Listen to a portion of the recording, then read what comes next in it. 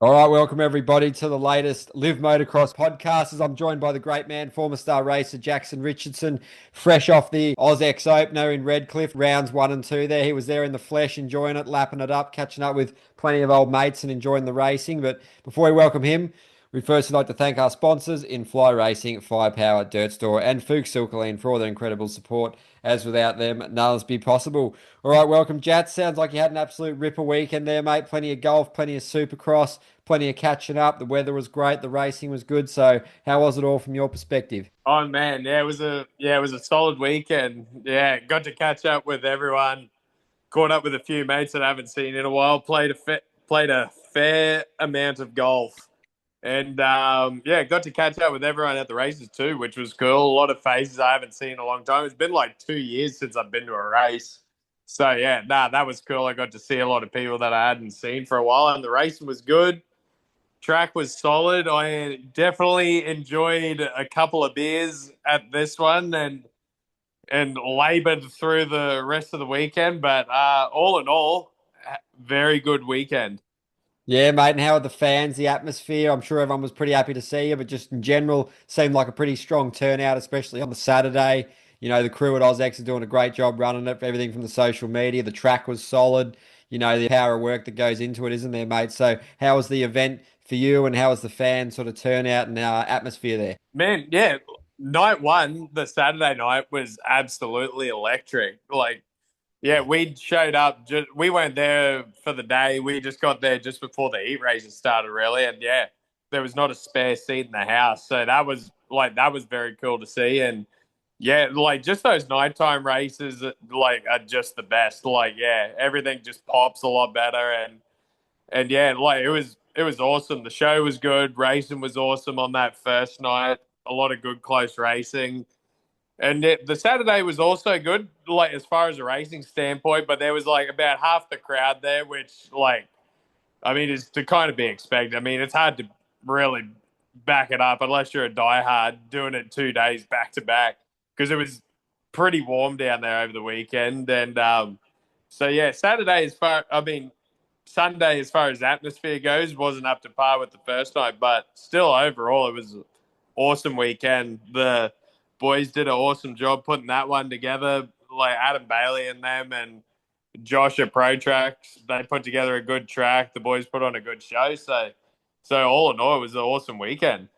Yeah, mate. Sounds like you had a blast, and obviously heading into round three, what it'll be. Obviously, Dean Wilson was the man in the SX1 class. Really tough weekend for him, losing his mum. So thoughts go out to him and his family for sure. And you got to catch up with him briefly too, mate. So really tough weekend for him, and obviously respect for him to go out there and do what he did, mate. He was a cut above, wasn't he? Despite going through all that turmoil and adversity. So true professional, absolutely masterful riding, wasn't it, mate? So sending all our best to him, and it was another masterclass by Dino, wasn't it? Oh man, absolutely flawless the entire weekend. I think the only one real moment I seen him have was night one and in the first main when he went over the berm on like lap one. Then he just chewed through the pack and came back to first with like seemed like 5 laps to go. It only took him like barely any time to get back up to the front and get into the lead. Like he just typical Dino fashion was just obliterating the woofs the whole weekend. Like was just a cut above anyone else in those things. Like just his entry speed and like just the way he got through him was unreal. And like yeah, he was just flowing all weekend. Looked confident, looked good, which is like pretty crazy. Like with all the stuff that he was probably dealing with the whole weekend. Like he was able to put that to the side and focus on the race. But I mean, I can't imagine what he was going through all weekend. It was just like, yeah, you got to feel for him with stuff like that happening. It's like it's very sad. I just thinking of him and his family and hope they're getting through it at this point. And yeah, I mean, all that aside with like all that going on, just absolutely unreal performance.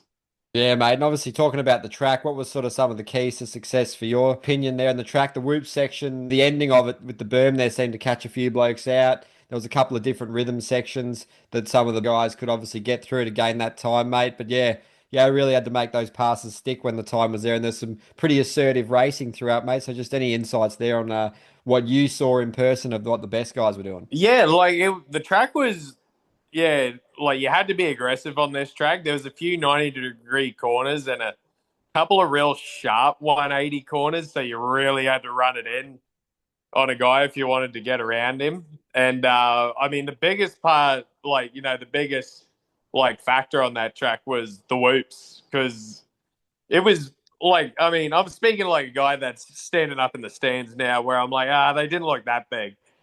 And to me personally, they didn't look super big, but a lot of guys were struggling with them, and I couldn't really see. I couldn't get an angle to see if they were getting cupped out. I think one of the main things, because I was just watching guys launch the berm after it all weekend, and I was like, "What the hell is going on?" So I watched it a few times, and they had the whoops going right up into the corner. So there wasn't much time to break if you were coming through with a head of steam, and if you miscalculated a bit or you got a bad hop at the wrong time, you were just gonna send that berm into orbit, which a couple of guys did, and yeah, a couple of wrecks in that over the weekend, which was pretty gnarly. So yeah, no, it was pretty crazy. That's where most of the time was made up, I feel like, because most of the 250 guys were doing the same rhythms. I didn't really see anyone bust anything out too crazy. The only really thing I seen someone do was Dino around the first corner. Like, you go over the finish line, come back around and start. He was going triple, triple, triple, but he wasn't doing it every single lap. And that was the big one. And Supercross was doing a triple on in the first rhythm the first night, which was it was a big on too, but it wasn't any faster. And then after a bit, he just went back to doing, the double tabletop to single and then the rhythm after that. And I mean, the dirt looked tacky. I mean, I definitely know it was slick, but the moisture was coming back up during the night. It looked slick to me, but I spoke to a couple of the boys and they said, nah, it's actually got pretty good traction out there. But there was a little bit of loose stuff on top, which would have made it tricky from the looks of it, because you get those couple of marbles on top, and and you just got traction 1 minute, you hit a soft spot, and then the front end goes. Seen a lot of guys lose the front end over the weekend, so yeah, no, it was definitely a tricky track to navigate. Yeah, mate, kept them on their toes, and actually, yeah, did make some really good racing too. And then you mentioned Subaru, they're obviously really experienced Frenchman. They're really smart acquisition by Yariv to pick him up for this series. And obviously, he went third on the first night, second overall on the second night, and he's 16 points back on Dino in the championship, mate. Yeah, really smooth, consistent, super sort of stylish rider, mate. Gets everything pretty dialed. So, what was your take on his performance, mate? Definitely brings a bit of class and star power to the series, doesn't he? Yeah, oh, absolutely. He's just been so solid in these Supercross races for the last however many years. I think I was joking with someone. I'm like, man, is this guy 40 years old at this point? Because I just remember being in being 14, 15, watching the Paris Supercross race and stuff like that, and he was in there back then, and and the guy is still doing the damn thing and still performing at a high level. He looked really good on the weekend and put together a couple of good rides. Was on the podium both nights. So he'll be some tough competition for Dino as the season goes on, because I imagine he wouldn't have had too much time on the bike leading into this one. So I feel like with more time on the bike, Cedric will probably pick up a bit more speed as the rounds go on. I'm sure he'll be better by the next round. So yeah, it'll be interesting. I can only see him getting better, put it that way. Yeah, mate, absolutely. It'll definitely be a very stern challenge for all those other riders. And we'll talk on Clout next, mate. Obviously, the Empire Kawasaki there. Great night on the first one, getting second. And then the second one just didn't go to plan, mate. Had those incidents, getting 16th overall, and some mistakes his own, some from other riders. Yeah, the talent's there, the skill's there, the speed's there. It's just piecing it all together, mate. And that's a massive blow for him, because he was definitely gunning for that championship. And it puts you in a fair hole, mate. That second round, he probably would have rathered it was just a one and done, not the double header, mate. But yeah, he'll be coming back swinging, that's for sure, when it heads to Cronulla. Oh, definitely. And I know he'll get back up for Cronulla being a hometown race for him. I know he'll definitely come out guns blazing for that. But yeah, like night one for him went really good. Like a couple of mistakes, a couple of run-ins, but yeah, like he went down in the first race. I think it was the first race, or one of them anyway. He went down and was buried in the pack and made his way back up to second and like put together an unreal ride. Ended up getting second overall that night, putting himself in a good spot championship wise. And then yeah, just the fortune just got completely reversed on night two. Got grenaded in the first corner in the first main, went down hard, ended up DNFing that race. I think his bike was pretty banged up. And then, yeah, Moto 2 goes down in the first corner again. So it's just like the worst case scenario for you. And I've watched him go down in the second one in the first quarter, and just like the body language on him was like, you got to be shitting me. Like, because, like, I mean, these series are short, and like one bad race can just pretty much derail your season. So yeah, I feel for him on that one because like he showed awesome speed all weekend, qualified P1 both days. Like he's always been absolutely like unreal, like speed and talent. So yeah, I dare say he's going to get it back together and like put in a big charge for the rest of the year. But unfortunately, I feel like the championship might be done at this point. Yeah, tough for him, mate, that's for sure. But yeah, he's got that fighting edge, and he'll come out swinging. And as you got to go down the list, mate, obviously Hayden Melrose, how good was that podium on the second night there, mate? Absolutely epic effort, and he's third in the championship now. So how good was that for him, mate? Really emotional afterwards when he was speaking. It means so much to him. He's been through a lot of injury adversity and really battled to get back, and really cool moment to share with the family. And the riding's still there, mate. He's a hugely talented rider, over the years, mate. So really cool to see all that hard work paying off for him. Oh man, it was absolutely unreal to see. I mean, me and him have a long history with like racing over the years. We've obviously had our like championship battles and stuff like that. And I mean, for him, he's had so much bad luck over the years, just in terms of injuries at the wrong time. I mean, honestly, and I got no problem saying he should probably have the two championships that I have at this point because, like, I mean, injury one year, bike blowing up one year, and then he goes to 450. He's on the cusp of like winning a 450 motocross championship, blows his ACL out, just like stuff happening at the most inopportune times for him. And like, yeah, and now he's a he's basically part-time racer. I know he's working a full-time job, and like he's getting out there and just running up there, back on the podium. That was so cool to see. Had his young fella up on the podium. I mean, it was just awesome to see. Me and him have stayed good friends through the years. He's the one I'm rooting for, like, every time to have a good result out there. Such a good dude.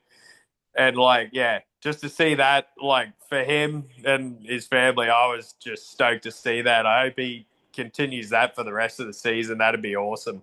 Yeah, mate, well said. Pretty impressive beating all those factory riders. And as we stand at the moment in the championship, he's ahead of Tanti, Harrison, Dylan Walsh, Nicoletti, Clout, and many other great riders like Brad West is there, Dylan Wills behind him. So that's pretty impressive, mate, what he's done in those first two rounds to be in that position. And I guess those CDR boys, obviously Tanti, Harrison, and Nicoletti, sort of mixed the highs with the lows. And Nicoletti having that run in with Clout, obviously believe it sounded like he hurt his hand a bit there, so he definitely had a few choice words from what we were hearing as well there, mate. So CDR boys not the weekend they wanted because that Dakar wants to challenge for that title, doesn't he? Yeah, I mean, yeah, it was a pretty bummer of a weekend for the CDR boys. Yeah, yeah.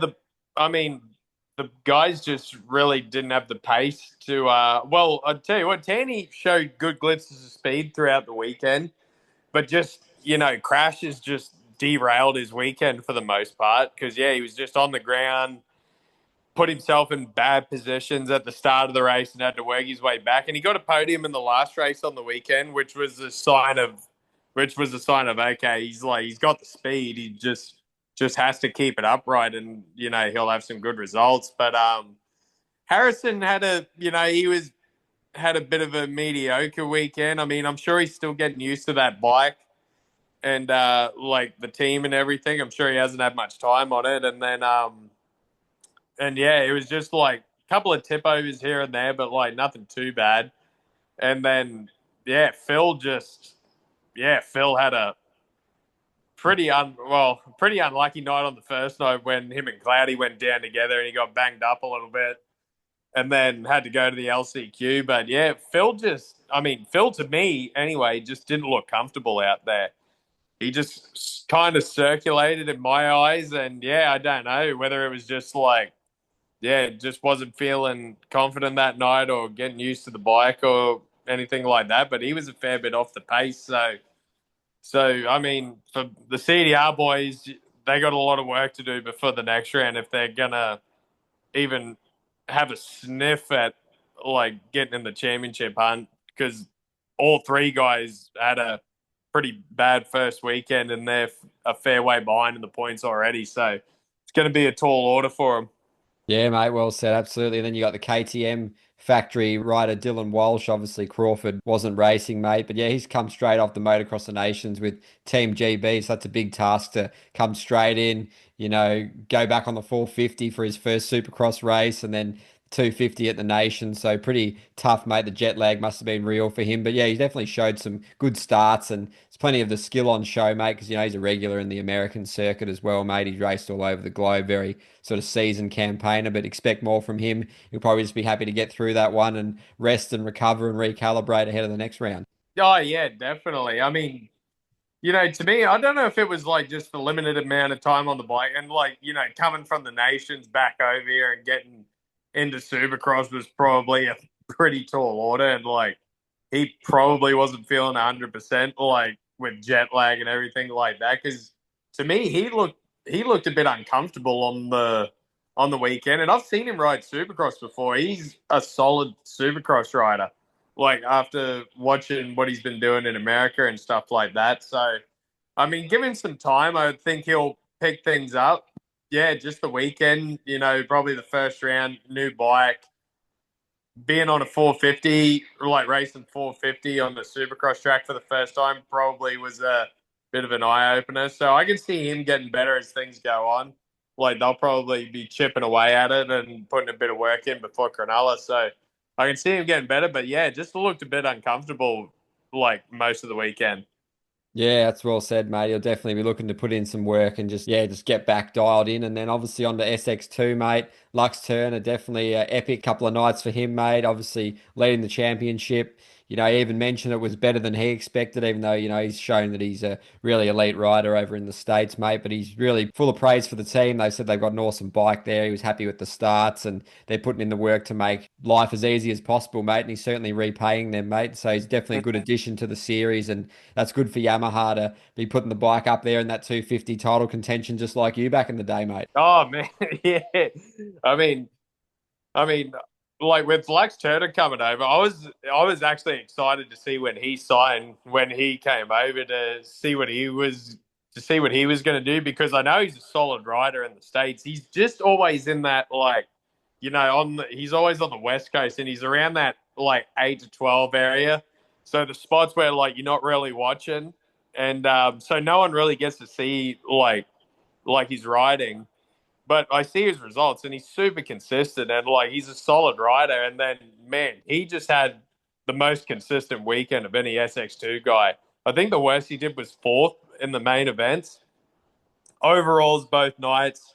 I mean, was just in the top four off each start. So put himself in a good position right off the bat. And like just looked flawless out there. Just looked so smooth, like do it like nothing too crazy, just letting the track come to him. And like it was a solid weekend for him. So that was really cool to see. And like I'm sure Yamaha's stoked bringing him over and like giving him the red plate coming out of round one. And like, man, he looks like he's going to be tough to beat, even for Shane McElrath, who dominated the season last year, was having just issues all over the place, getting bad starts, getting caught up with guys, just getting caught back in the pack. And like, yeah, it's tough. Like, because these 250 guys, not only are they fast, but they are willing to saw your front end off at any given moment. I mean, these guys might even take their own mother out get on to get up there. So yeah, if you're starting down the back, you're going to be in some chaos. Which yeah, Shane didn't get too many good starts over the weekend. So yeah, was just caught up in all the madness.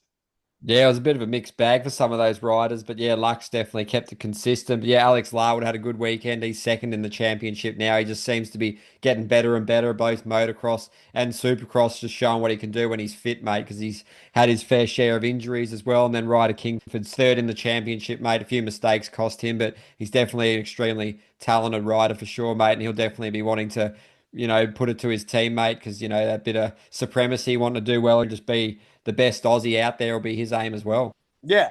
Oh, absolutely. I mean, both those guys, they both had pretty similar sort of weekends actually, where they'd be on the podium one race and then they'd get caught up in some in the next race, and it just would derail their chances on the night. But yeah, Larwood definitely showed some good speed over the weekend. It's good to see him up there doing what he's doing after a couple of injuries over the last few years. And, you know, yeah, he was solid. Especially last year at the start of the season, he was hole shot in most of the races. And yeah, so a good start, a start is basically it's a good 60% of your race, I feel like. If you're able to start in the top five, your chances of winning just go up a lot because the tracks are a bit tighter over here compared to an American track. A lot of guys don't really have the experience of easing into a race and letting it come to them. The guys are just going hell for leather straight off the bat. And so yeah, Larwood definitely showed some good speed as well as Ryder Kingsford. I love Ryder Kingsford's style. He has got one of the better styles out there. So I love watching him go around. Just yeah, I mean it's what I harp on all the time. You just got to get better starts and stay up there. And if Lux Turner is riding as good as he is, starting inside the top 3 or 4 every single time, it's going to be tough to beat. That's a tough combination to get around. Yeah, mate, there'll be a lot of lads at Cronulla will definitely be keen to put a flex on and stamp their mark as well to have a better weekend. And obviously, pretty cool to see Jake Cannon, who we've done a podcast with pretty recently, mate, get third overall on that second night, mate. Not the greatest first night, but yeah, really cool. He's racing for that Penrite Racing Go 24 Team Green Kawasaki that Medi's got a lot to do with there, mate. So pretty cool for him to deliver them a podium. And he just edged out Barham, another bloke we've done a podcast with just on same points, but yeah, he got the nod there. But yeah, Barham, great to see him back out there and doing his thing. He's a great Supercross rider, and he puts in the work. And he's had his sort of ups and downs with teams and injuries and whatnot over the years. So good to see the Kawasaki's getting it up there too. Oh, definitely. Yeah, Jakey had a rough first night. I mean, I seen him have a decent off in the heat race where he just lost traction on the up ramp, and the thing it didn't look like it was going to be that big at the beginning, but then it spat him off something proper. But and then yeah, just had a bad gate pick for the main because he had to go through the LCQ and then made it in, but just bad starts probably derailed his result on the first night. But that night too, it was the first moto he did pretty good. I think he was in the top 5 there, but didn't really make any noise. And then in the second moto, just got a good start, got into third straight away, and was holding his own against the guys, and looked solid because I don't know for sure, but I'm pretty sure the last time. Oh, actually, no, I was going to say the time before was when we had him on talking about that gnarly injury he had during the Supercross season, and that was an injury where you would go, the confidence would take a good hit after that. But man, he was looking good out there, just solid, smooth, consistent.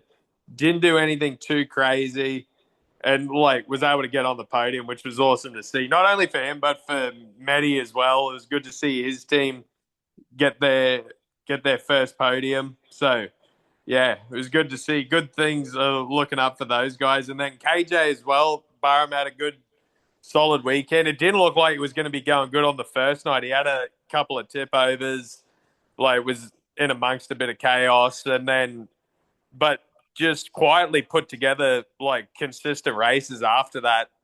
And I believe he's fourth in the championship as well now. I think, yeah, yeah. So like, good spot to be in. Like, not too far out of like reach of a podium, and like he's one guy who always can get a good start. Like with how light he is, he's on a good bike.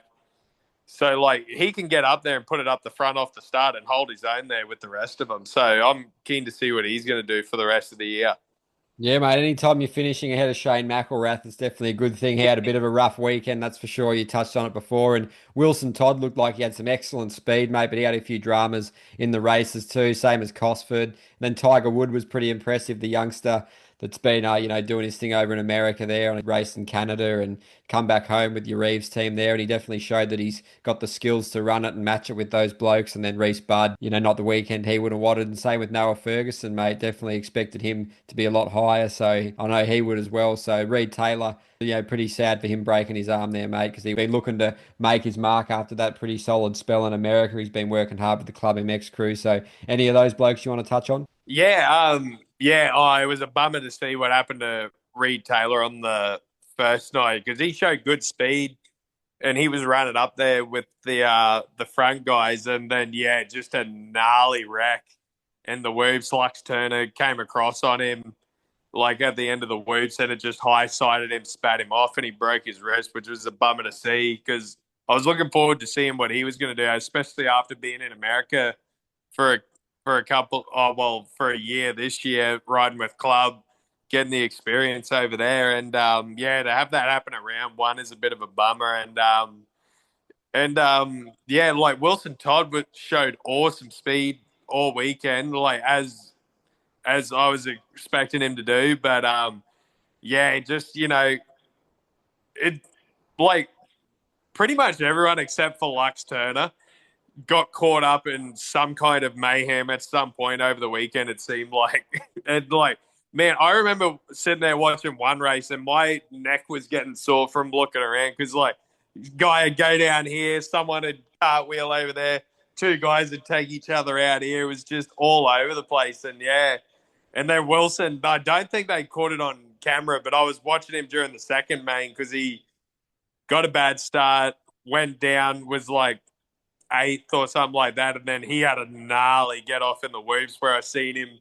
He dropped the front wheel in, and then he was nose bonking the last couple, and then it just endoed into the berm, and he took a good lick on that one, unfortunately, because he was looking at he put himself in a good spot to possibly win on the first night, and then just had to get off towards the end of the race, and it ended up costing him a podium.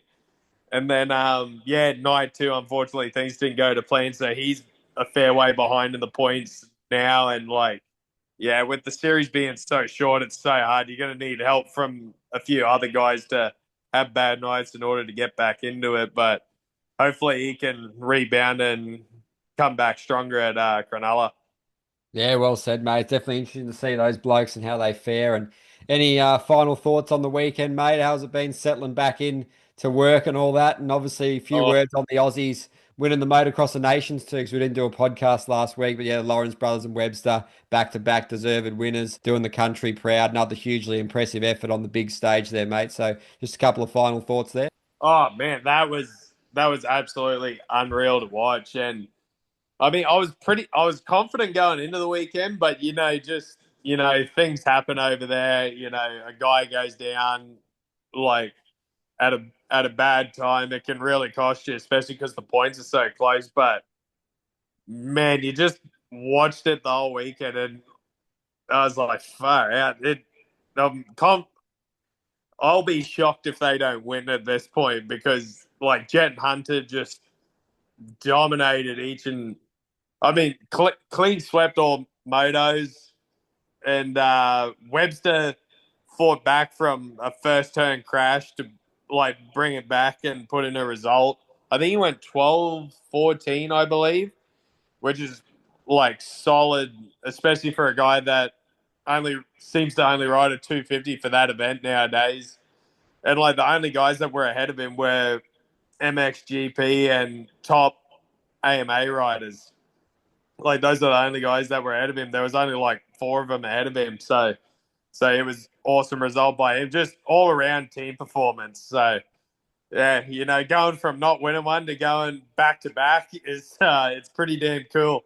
Yeah, absolutely, mate. The boys absolutely crushed it. Yeah, so impressive. As we finish up, mate, we got some Fast Moto fantasy picks for Cronulla. Who are you thinking in SX1 and SX2? Have you got Turner, Larwood, Kingsford, Barra, Wilson, Todd? And then in SX1, who are you going to go with? Wilson, Subaras, Melross, Harrison, Nicoletti, Tanti, Walsh. There's a lot of riders to pick from, mate. So who have you got in each class? I'll be going in the 450. I'll be going Dino 1. I'll be going. I'm going to go Cloudy second. He's going to rebound, come back, and then for third, I'm gonna go. I'll go Superas for third. I feel like he's gonna he'll still be up there. Like, he'll even get better. He might even go for a win yet. I'm waiting to see how he adjusts to the Honda a little bit more, and yeah, he'll definitely be better there too. 250. That's going to be a toss-up. I'll go Lux Turner for the win again. I reckon he'll go back-to-back. Just from what I've seen on the weekend, he's super consistent, doesn't really put a foot wrong. And, I mean, I know anything can happen, but he was the only guy who I pretty much didn't see have a moment all weekend. So, Lux Turner for the win. I'm going to go Wilson Todd second. Wilbur's going to rebound. And for third, I'm going to go Ryder Kingsford. Sounds good, mate. Thanks again for joining us on this one, mate. Any final thoughts? What's the weekend ahead looking like? I think there's no real sort of main racing going on this weekend, mate. So back to the golf game. Oh, yeah. We'll be back straight into golf this weekend, 100%. I mean, it was good being away, but coming back home, the summer has really kicked in now. Like, it's hot, it's humid. I must have lost about 10 litres of sweat on the Tuesday when I went back to work for the first time. I was sweating my ass off all morning, and then I was working in completely torrential rain for the next half of the day. And I was like, oh, hell yeah, baby, summer's back. So yeah, she's brutal at the moment, but at least from what I see, weather's going to clear up, and I'll be looking forward to some golf on the weekend. No worries, mate. Sounds good. Been good to catch up again, mate. We'll probably load up again for the next round preview and keep the pods rolling, mate. So thanks again for joining us. Big thank you to the listeners for supporting the website and these podcasts, and a massive thank you to the sponsors in Fly Racing, Firepower, Dirt Store, and Fuchs Silkaline for all the incredible support. As without them, none of this would be possible. All right, thanks again, Jat. It's been an awesome podcast, mate. All the best, and we'll speak soon. All righty, mate. Sounds good. No worries, mate. Have a good one.